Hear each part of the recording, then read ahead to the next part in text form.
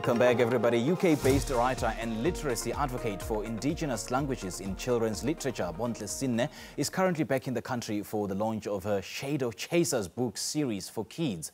Now, Powers of the Knife, Lake of Memories, and Flame of Truth, and Night of the Red Moon. Now, these are just some of the titles in her nail-biting series that follows the story of Nom and Zithembe, a feisty taxi boss's daughter, and her quirky friend as they enter the dreamworld and pit themselves against an army of shadows. Now, her books are now translated into IsiZulu, and the first one is called Abazingeli Bezithunzi, and it's out and available for purchase. And she joins me now in studio. Bontle, very good morning to you and welcome. Good morning. Thanks so much. Where did the love of writing children's book come from? I've loved writing children's books since I was a child myself. It all originated in a love of reading and a love of stories. Okay. Now, talk to us about this series, Shadow Chasers. Where did this idea come from? What inspired it?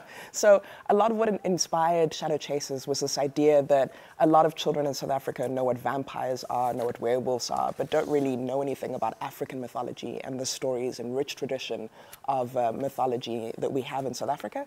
And so I really wanted to give children the opportunity to understand a little bit more about mythology, about the origins of some of those stories.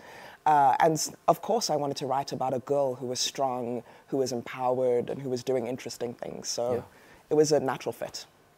And you translated some of the books in IsiZulu. Why is that? Well, I mean, I didn't translate them personally, but it was incredibly important to me that we create a space also for our African languages and indigenous languages. I think the fact that children have lost so much of their heritage, not just in story, but also in language, for me is a tragedy, right? And one that we should not allow to go by. So having them in Zulu means that there's a whole other group of people that will now be able to learn their language in a different and more exciting way.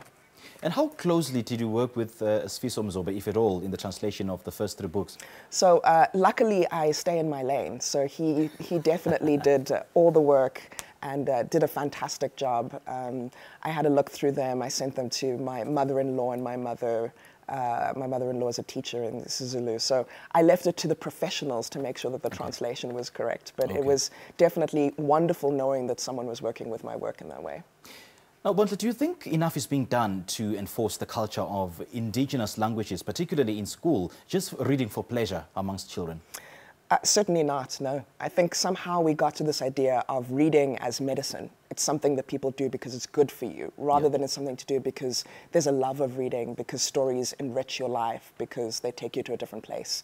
And as long as we keep on saying that this is something that kids are doing for their education, as opposed to for their enrichment, for their enjoyment, and for becoming better people, it's never going to be something that kids really latch onto, right? Because it's always going to be something that's forced on them, and they should not be feeling that. How can you change that? What can be done? Books, right? I think that the best thing for everyone to do is make sure the kids are reading as many books as they can from as young an age as they possibly can, right? A variety of books in different subjects, in different languages, is something that will give them the same enrichment and joy that they find, say, watching TV or listening to the radio.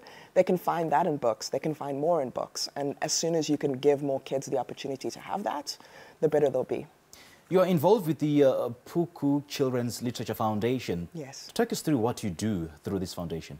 So the foundation was started by Eleanor Sisulu a decade or so ago. And the foundation is really focused on bridging the digital divide between the work that is created by creators of African literature, the illustrators, the writers, and those who want to consume African literature, parents, children. And so it focuses on trying to create the largest online library of African literature in indigenous languages for children, in all sorts of languages, and also then on story festivals that travel throughout the country, celebrating the work of those writers in person. So writers get to meet children, get to tell their stories. There's poetry, there's dance, there's music.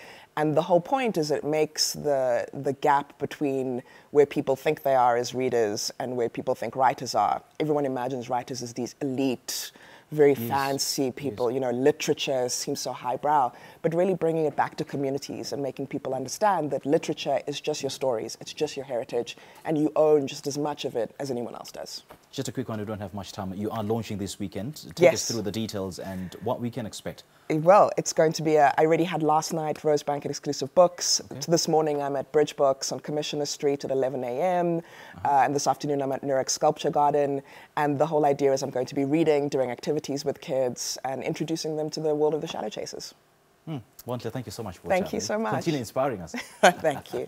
Well, Bontle Senne is a writer and a literacy advocate for indigenous language children's literature, and we're just in conversation with her about her Shadow Chasers book series. We'll have more shortly after this break.